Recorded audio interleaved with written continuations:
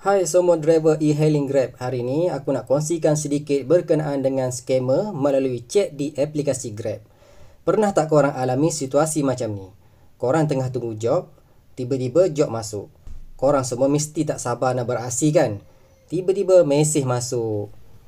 Macam biasalah, korang akan baca dulu apa yang customer tulis. Zaman sekarang ni geng, banyak sangat permintaan yang pelik-pelik. So, korang kena berhati-hati lah. Contohnya macam ni, abang saya tak naik ni. Abang tolong beli beras kat lokasi ni sampai drop off, nanti saya bayar sekali harga tambahan dan beras. Tolong ya bang, saya tengah masak ni. Nanti saya bayar abang lebih. Geng, korang mesti nak tolong kan? Tapi korang kena ingat satu perkara. Ini mungkin adalah satu taktik scammer ataupun penipuan ataupun penganiayaan. Mungkin customer tak ada di lokasi, mungkin customer tak bayar, ataupun mungkin bila tiba di lokasi nanti customer bagi macam-macam lagi alasan. Okey geng, jalan terbaik korang jangan layan benda-benda macam ni. Mungkin merugikan masa korang je. Cara dia, korang check elok-elok dengan customer, bagi tahulah yang korang ni tak boleh nak ikut kehendak customer, dan jangan lupa untuk report di aplikasi Grab atau call Grab untuk melaporkan situasi yang berlaku. Okey geng, ada banyak lagi taktik-taktik penipuan sekarang ni. Korang kena hati-hatilah. Semoga video ni bermanfaat dan hati-hati memandu.